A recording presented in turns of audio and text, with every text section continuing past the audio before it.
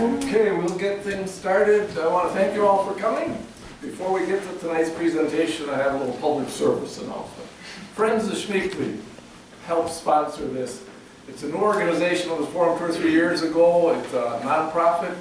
Our main goal is to help the Schmeeckle Reserve any way we can. And it's a nonprofit, like I mentioned. Things that we do to help are we sponsor, for one of the things is this summer program is something that we have sponsored. We also help sponsor, work with the Reserve on the naturalist programs that the students put on through the course of the year. And then we're one of the co-sponsors with Candlelight Hike, the big event that takes place both in the spring and fall. There are brochures back there concerning the Friends. If anyone's interested in joining or knowing more about it, help yourself. And next to the brochures are some pecan bars in case you didn't get dessert before you came, or want to have something to eat before tide you over, before we go down to the lake and start doing some fishing. We have also sponsored an art contest every fall. These are the results of the photography portion of it. In addition to that, we have writing, and we also have art. Yeah. Non-photographic art. And we have one of our writing winners here with us tonight. And so it's something we do to help get the Schmeeckle Reserve noted out in the community. Now, for tonight's presentations on fishes of Schmeeckle Reserve, our presenter, Justin Sipiorski, true native son, born and raised here in Stevens Point. And after going to school at UWSP, he went off to get his PhD at other places and then came back to his alma mater and is a professor here. And he's an associate professor in biology.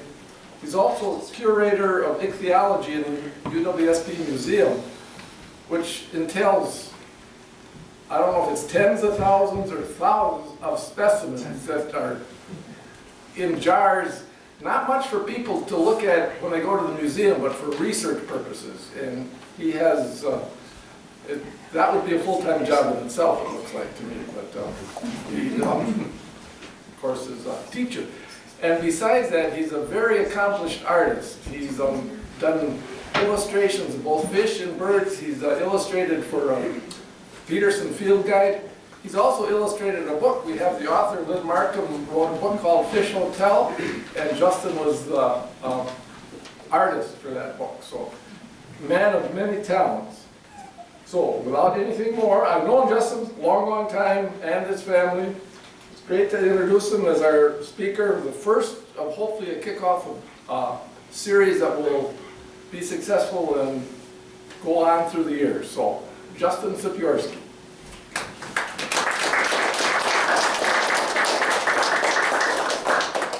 Thank you guys very much. I'm glad to see the turnout too, and I'm glad to be a part of the new series, right? Or Yeah. Relatively new series. Brand new series. And I'm glad I have so many friends in the audience all over the place. Many of whom who've known me since I was that tall. So yeah, ironically, Schmeeckle was, gosh, I forget, just a couple of years old. The lake wasn't full yet. My earliest memories of the lake were the groundwater filling it in. And my dad had asked Ron Zimmerman, who was director even then, he just retired recently, right, last year? Yeah. If we could go out and collect insects when I was 4, I think. So I remember the lake filling in, literally. So this is an honor for me to give this talk. Everybody who knows me, I know I can just talk and talk and talk and talk and talk. So I'm a professor, right? I profess things. I'm going to do my very best to confine everything to about 25 minutes or so, because yeah, we do want to get out on the water. We want to see some live fish, right? Yeah. Okay. Right? Well, I was on a field trip and I saw a dead fish. You saw a dead fish? Well, we're going to see live fish tonight, right? Yeah. So I have I'm all drenched from helping my students, but I started my students off and then came over here. They've been collecting for a while out of both Moses Creek and Lake Jones. So And we have a bunch of nets, so if you want to try your hand at it, and it's okay with the people who say it's okay, you can take a crack at tip netting and seining. So there aren't too many species to talk about, but something else I wanted to show you guys. You've probably seen this. This is the natural history portion of the Schmeeckle Reserve website. My students and I collated, oops, that's the wrong button, there we go. We collected together all the information we had about the lake. So I'm 42 years old, and this is my memory going back to when I was 11, which is when I was old enough to get on a bike and bike miles to go fishing places. So, this list is there, and this is the list I based the talk on. It's a little bit tricky in that there's, we've got Lake Jonas with this J here, Moses Creek there, and then there are these internal minor creeks, wetlands, and things like that. And I tried to put together a sort of a fairly straightforward, common, present, rare, or not found system. But if you're interested in going back after my talk, they're all listed there. This is all the stuff that I've ever seen or caught, or is in the museum in the biology department from Lake Jonas, from Schmeeckle Reserve, and so this is where we're headed. So with that, again, I'll take questions anywhere at any time, but let's just remember that we want to get out to see real stuff, right? Get our feet wet, literally. And so, I'll do my best to answer your questions, but we can talk a lot more on the trail as we're walking, or as we get to as we look at the fish themselves. Most of you are probably familiar then with the reserve. They dug this lake as fill for Century, if you didn't know that. They ran out of the need for fill for Century, and the lake did not have an island in it to start with, and the lake was going to be too shallow, so Lee Sherman Dreyfus said, what do I do at this point? And I don't remember, I think it was Jonas said, well, dig a hole over here and fill it in with, or fill the island in, and you get your lake, and I already have the fill that I need. But the Lake Jonas was it was named after the CEO of Century, and Dreyfus and Jonas did this together. But there are quite a few more wet places, as you know, at Schmeeckle Reserve. And there's a flowing stream over on this side of Michigan Avenue. If you haven't seen it, it actually comes out of the ponds at Century, and we'll get back to that. It flows into Moses Creek via the storm drain system somewhere under here, but there's an outflow there. Moses Creek has been beautifully rehabbed, and we'll talk a little bit more about that in a sec. And then there are some wetlands here. But the interesting thing about Schmeeckle for me, from a fish perspective, is that, especially you can see it if you go north of on Reserve Street, and you see a lot of the new subdivisions that went in north of the golf course. The bedrock's real close to the surface, so from a groundwater perspective, that means that water doesn't have a lot of places to go. So there's some neat little places tucked in here. Middle of August, there's going to be water on top of some granite. There's a little glade kind of a thing in there. So if you look around Schmeeckle, there's water all over the place, and there's even fish in those little teeny pockets and pools of water up there. So this is literally my backyard. I grew up, I don't know if I can find it quickly. I grew up, my parents were both worked at the university. I grew up right here, and I knew about some of the paths before they came in, even at Schmeeckle. And I told you I saw the lake filling. But we're going to talk a little bit about Moses Creek, but if you're not familiar with Moses Creek, it's part of this large sedge meadow complex that goes up into what we call the Dewey Marsh. So that's pretty interesting too. And what's really cool, I don't know if you're into real estate, but Moses Creek used to flow out where that beautiful little reflecting pond and fountain is, down by the former Chamber of Commerce, which is now another art. Yes, and I can't remember the name of it. Riverfront, yeah. That's where it used to flow, and I'm told that's where the sand spit was, where Stevens set up his training outfit, and that's Stevens Point. But you can basically follow Moses Creek by public works. So you've got former Pacelli High School, now the YMCA. You've got the fire department, the university. This was all a big wetland complex. And ask any of the grounds people at UWSP about how fun it is to keep water out of basements of most of those buildings there.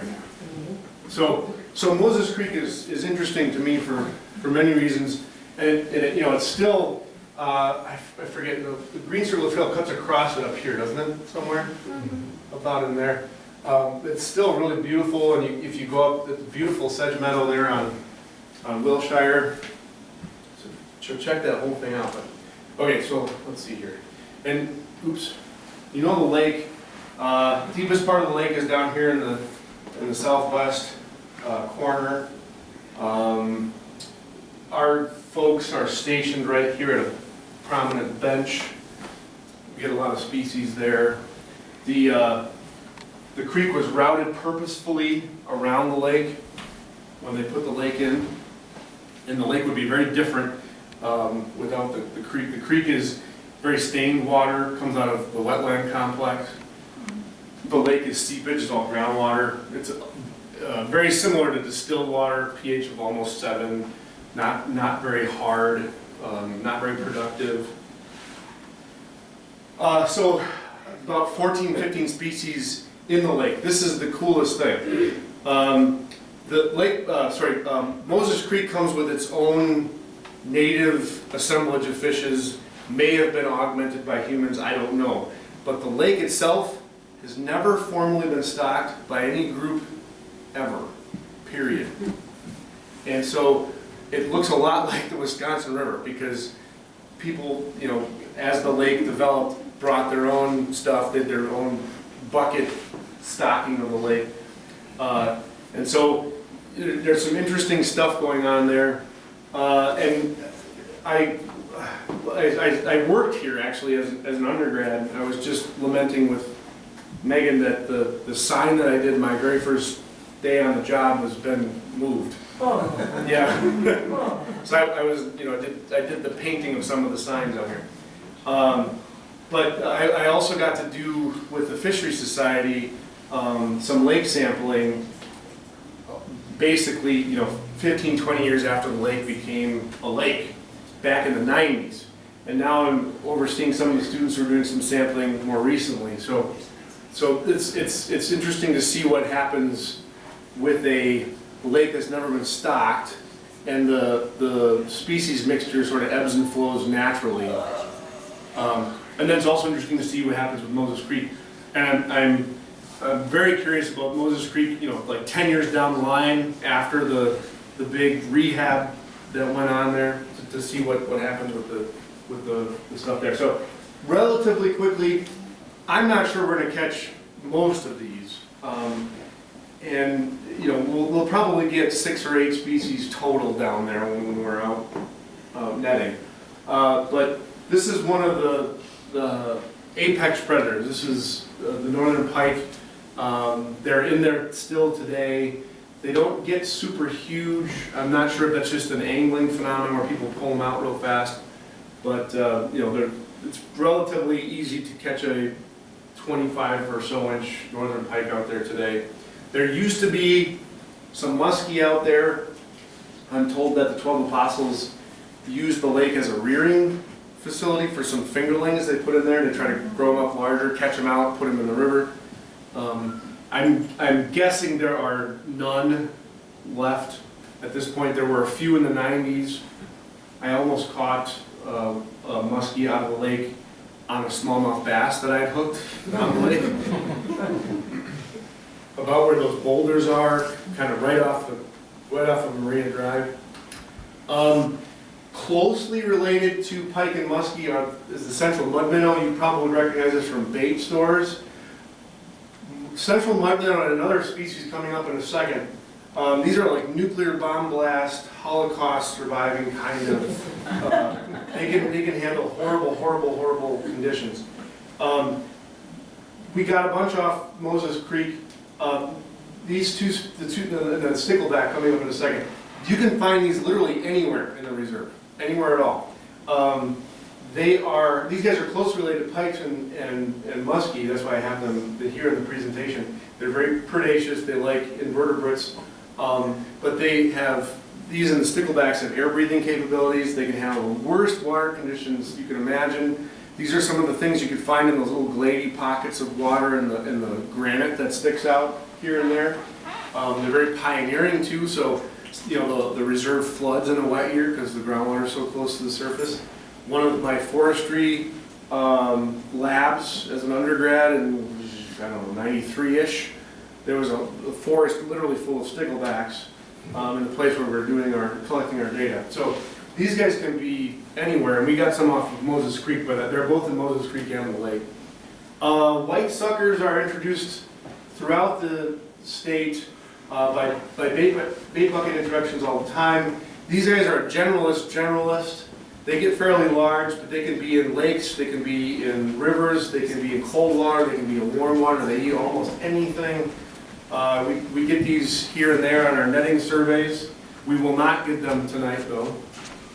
There's the stickleback, the Brook Stickleback. These guys are tiny. They're the ones that I found in the glades. Again, they can breathe air. They feed on basically anything that's proteinaceous. Really good at dealing with mosquito larvae, which is something that was interesting to me relatively recently. But they can handle horrible water quality. You'll find them throughout the lake. The aquarium in the first one next to the door over there in the milieu of aquaria that they have on the visitor center, it shows off some of the species that we've got on the lake. And my students have stocked that aquarium with fish from the lake. And there's a nice big yellow bullhead in there. Black and yellow bullhead are both found in the lake. And if you'll ask somebody in their 80s about bullhead, you might find a totally different story than if you ask someone in their 40s or 50s about bullheads. The story I always say is my grandma grew up on the Great Lakes in two rivers, and surrounded by lake perch and whitefish and lake trout and stuff. But her favorite fish to eat of all time is the black bullhead out of her river. They're actually, I don't like fish that much. It's sort of a joke. It's against my religion to eat fish as an ichthyologist. But, so it's a real firm flesh. It doesn't taste super fishy. It's not super oily. And if you get it out of a clean body of water, they don't taste like pond. So give bullhead a shot. So there's bullhead in the lake. We got some green sunfish already tonight. Green sunfish are also ultimate survivors. They can handle all kinds of nasty disturbances and things like that. So a lot of the species we're going to see are fairly pioneering, I guess is what I'm getting at. They'll come into a system that's relatively new. The lakes in the eastern part of the county are very similar to this lake in terms of water quality, chemistry, all that stuff. But this lake is 12,000 years younger than those lakes. The glaciers pulled out 12,000 years ago. So you're seeing some species that can deal with brand new conditions, generalists in terms of what they eat, different water quality conditions and things like that. So there are several sunfishes. Pumpkin seed we haven't caught yet, unless they've gotten one since I've been there. So pumpkin seed are in the lake. Bluegill are probably the main feature now in the lake. Most of you are fairly familiar with bluegills. They're quite common throughout the state. There were smallmouth bass. People from dragging stuff from the Wisconsin River here brought smallmouth bass. I caught a 20-some-odd inch smallmouth bass on the east side of the lake when I was in high school. I don't know if there's many now. They don't catch many in nets now. There may be a few hanging on here and there. But plenty of largemouth. So in this part of the state, if this lake is fairly similar to our small glacial lakes, we're going to have pike and bass as the top predators. We're going to have bluegills and bullheads as sort of a mid-level predator, maybe some crappies or perch thrown in. And then some of these other things are forage species. But all of these as juveniles can be forage species for the other larger fish. So there's plenty of largemouth out there. These guys are hard to get in nets. And right now, largemouth bass are going to be on their nests anyway, so I don't think we're going to catch many of these. We might see some on the nests, and I'm not going to let us go and disturb them on the nest either.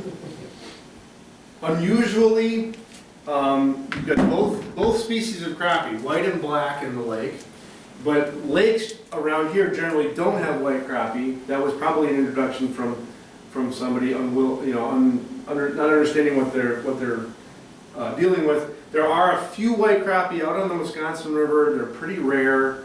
One in several thousand probably. We don't get them much when we sample on the Wisconsin River. But the very first crappie I ever caught I was probably in 1985 or 86, when I was 11 or 12, was out of the lake. So there may be a few hanging around. There's plenty of these guys though.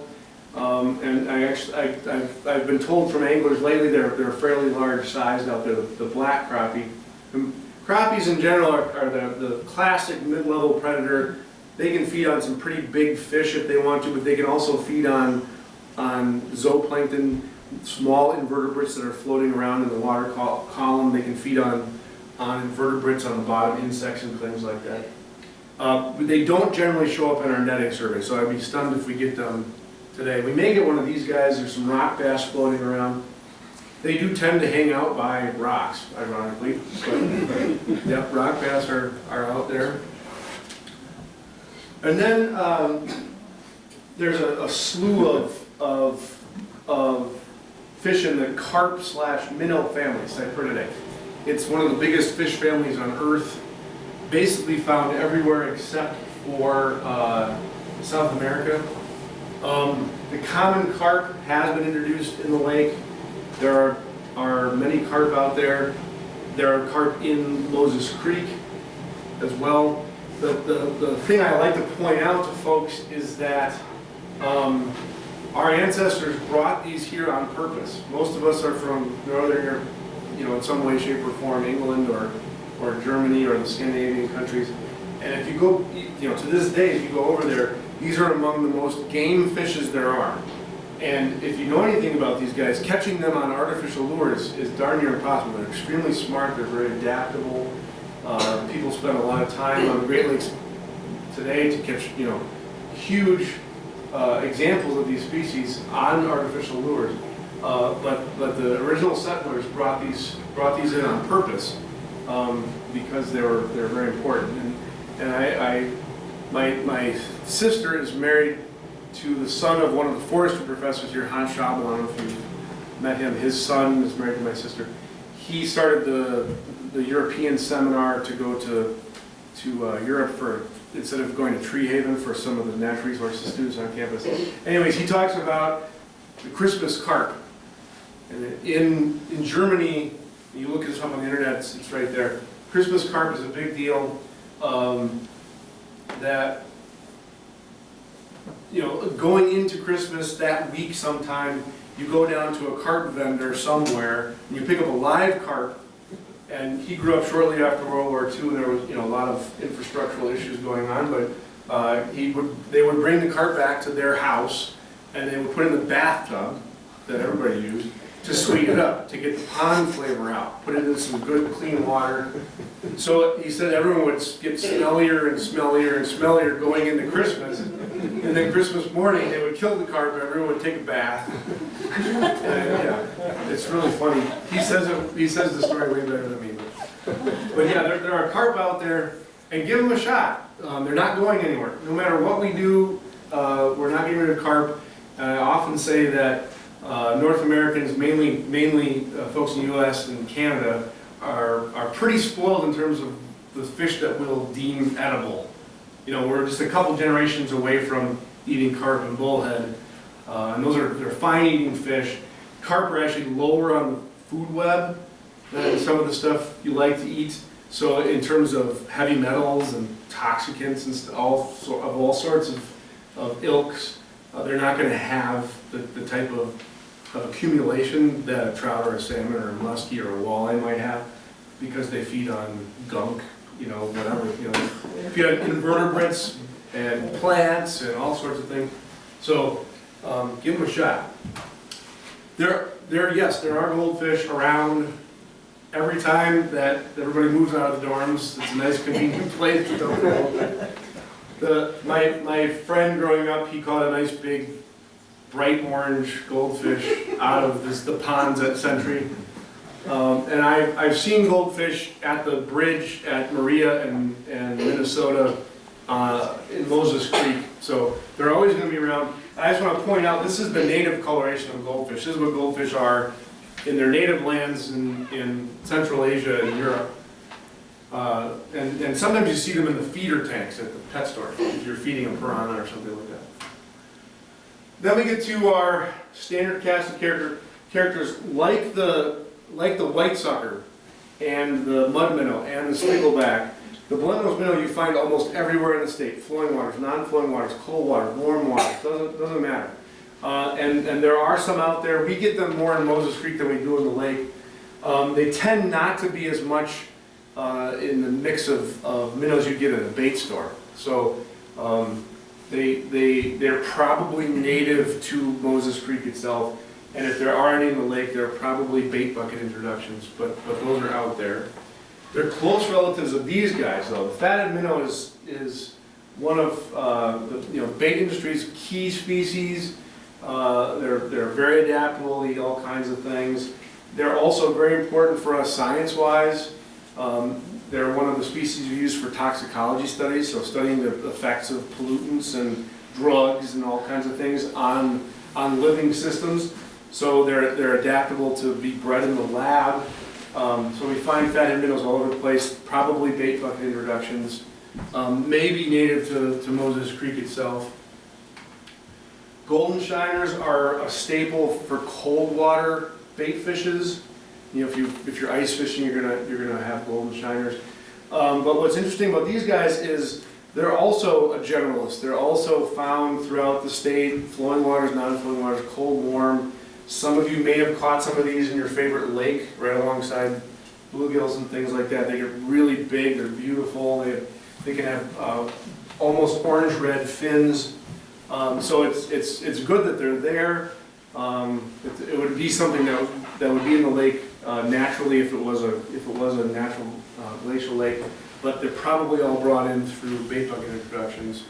And they can get pretty big. The golden shiner can be 10, 11 inches. This is one of my favorite stories, and I wish Jim was here today, but I guess Ron and Jim are on a mission to work on a project. When I was an undergrad, we caught over 1,000 fish from 94 to 97 out of that lake, and 800 or so were these guys, okay? And now there's just a smattering, just here and there, an ice fisherman catches one. We will not get one. If we get one of the lakes, I will be stunned. Or sorry, the nets. I'll be stunned tonight. And that's part of my discussion about new ecosystems and the species composition being in flux. And this one comes, and then that one goes out, and this one comes in, and they're always relatively unstable for a while. I don't know what's going to happen with the lake, and I don't know what constitutes a lake that's relatively mature. But that one's only about 35 years old. So the other lakes out there, as I said, are about 12,000 years old. But you'd be hard pressed to find these guys at all anymore in the lake, and it's kind of an interesting story with that in mind. And this one is one of my favorites. Darters are throughout North America. They're among the most important group of species there are. The guide that I illustrated, the Peterson guide, is essentially 2/3 minnows and chubs and shiners and darters. The rest is the stuff we were talking about. So lots of species of darters in North America, and the Iowa darter is found around here characteristically. They can be in flowing water, they can be in non-flowing water, but the coolest thing to me, and Lynn and I have been working on this a bunch, this is right in Lynn's book, the coolest thing to me is you don't get the Iowa darter to stick around if the lake isn't in decent shape, or the body of water isn't in decent shape, which is relatively undeveloped, you know, not a lot of pollution, not a lot of development of the shoreline. So Iowa darter needs good vegetation to spawn on, to breed with. They need decent water quality in terms of you know, low levels of pollutants and things like that. And these guys are in there. They weren't in there when I was an undergrad. And this may be one of those natural kind of things where you hear stories about duck's feet and stuff bringing eggs over. I've been told that, I don't know if I can get back to that map quickly, but I've been told that a lot can happen in flood years up in here. There's plenty of water that's not really shown as a wetland up in this area. And I've been told that there's a little feeder to this lake. I've been told that this can flood. I don't know if there's been a direct breach across here, but it's possible that Iowa darters came in from Moses Creek. They would have been native to Moses Creek. We still find them in Moses Creek. Even though Moses Creek is stained, it looks like it might be not the most pristine body of water, but there are Iowa darters there. So we have Iowa darters in the lake. They could also have come in from bait bucket introductions, but they don't survive long in the bait industry, so it had to have been someone that got them relatively quickly from a local bait establishment and brought them here fairly directly. So I did it. We did it in 25 minutes. If you guys have questions before we go out there about any of these things, yeah. Just a quick one about the carp. Is there any size limit on them or No. limit? It's just all. You can keep as many carp in any season as you want, any size limit. You know, a place like this lake would have relatively few. It would be fairly easy to get rid of them if a person wanted to, but in terms of them in the state, they're here to stay. And are you allowed to put them back once you catch them? Now, yes. Okay. Now you can do what you want with them. But yeah, there was a time when it was a statute that you had to throw them on the bank. Can black and white crappies hibernate? They can. I think it's mainly a laboratory phenomenon or a hatchery phenomenon. I don't know of many examples personally. I'm not a fisheries guy, but I don't know many examples where there's documentation of that happening naturally. So, but yeah, it's a big deal right now. If you were a pond owner and you wanted to order some crappie from a hatchery, getting hybrids is a big deal. Apparently they grow relatively fast. Other questions? Wow, that's easy.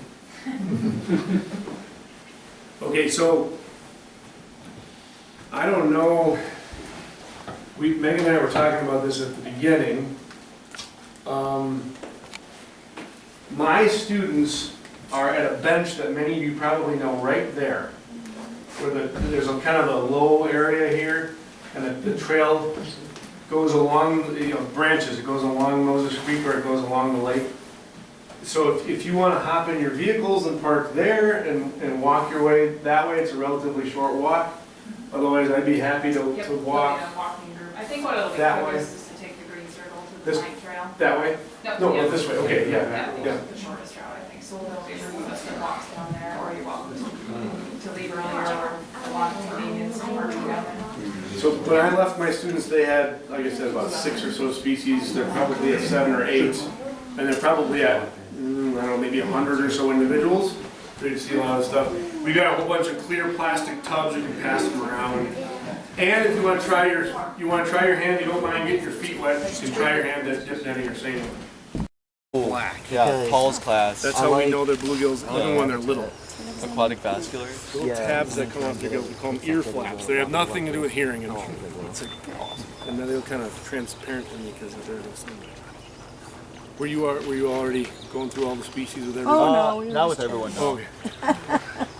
So we can pass these around if you guys want. I know, I got a pretty good view right here. Okay. Those are also bluegills. This is a painted turtle. To let him go. And there's a frog. I don't know.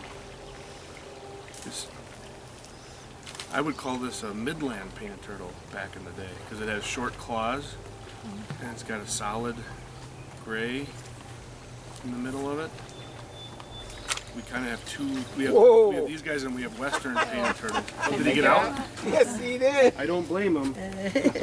He almost made it into this bucket. He just missed going into the bucket the other one. He's gonna work on his aim. Yeah.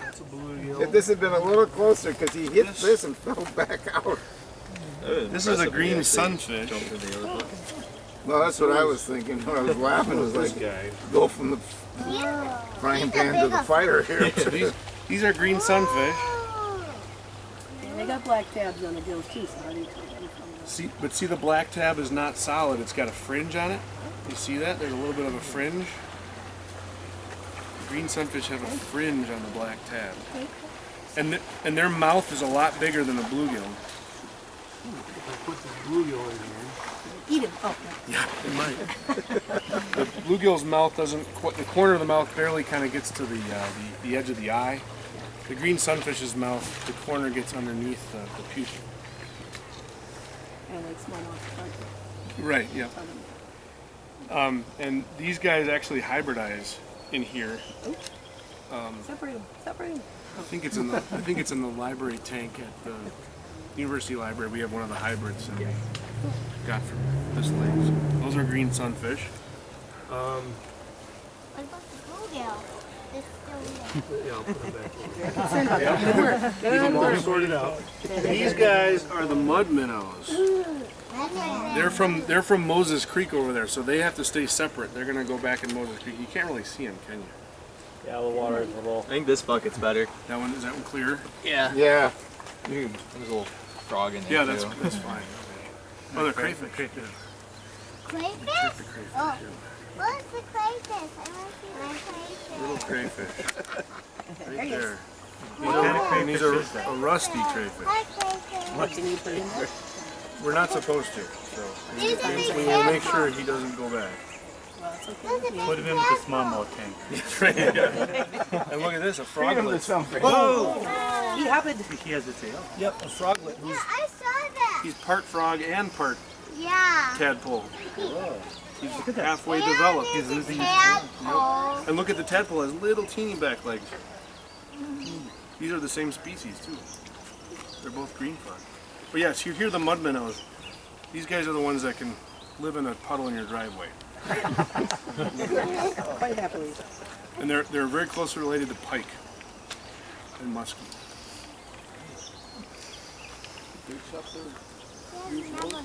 Yes, around here bait shops use them quite extensively because they transfer very well. They can breathe air. They can handle horrible water quality. So if you're a bait store like the Gollins right up here, you can ship those guys. Are you guys Gollins? Yes, I work for Are you? Right, yeah. The only thing I've been told is you have to have the little crack in the lid so that you make sure that the air, because you can actually drown these guys. Can you believe that? If you don't give them access to the air, you can drown a fish. Huh. And what's his face tells that story all the time. Oh, One of the Gowan brothers. Oh, Joe, Ben, or I think Billy? it's Joe. Joe? Yeah, where he was driving one time and he gets to the end of his route and he drowned them all. Because the door slammed shut or something. So. Yep, even like with the nets, you have to like keep them like a certain like amount out of like the water, so like you have to like all submerge that they'll like drown themselves, like you said. Like, the net, like, Oh, when you're trying to net them and Yep, look like you said, like There's that a cell little phone. frog on the side. Is that What did you do? exclusive to mud minnows or any kind of You're not gonna keep that frog. Mud minnows and sticklebacks. You need access to them. but not other fish? Not necessarily the other ones, no. They have aerators, don't they, the trucks? Yep. Yeah, so they're throwing oxygen into the water, and that's enough. But these guys need oxygen from the atmosphere. Are they obligate or taxed? Obligate. Yep, so you literally drown. Same with the betta fish. You can drown a betta fish if you don't give them access to the colorful one. It used to be called the Siamese fighting fish. There are two iodars. One's a breeding male, and you can see beautiful red and blue. I don't know if I can get them to swim around to the other side there. So these are those guys that need good. See the blue, beautiful blue and red. Very cool. This one's a female here, and then we have another green frog tadpole there.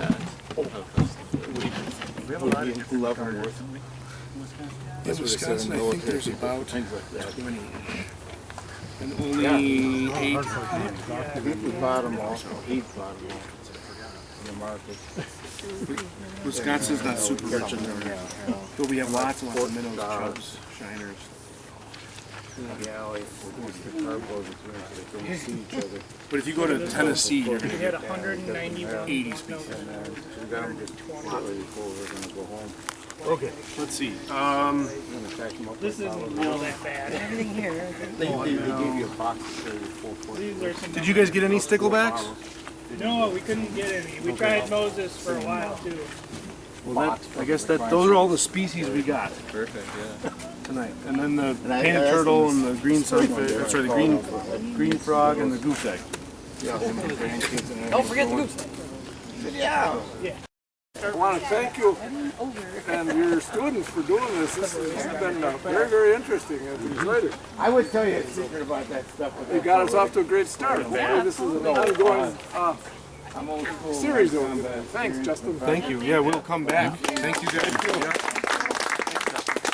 So yeah, the students are Kiefer, Jonathan, and Lauren. They're members of the Ichthyology and Aquarium Science Society. So they did most of the work here. I yacked for a half hour.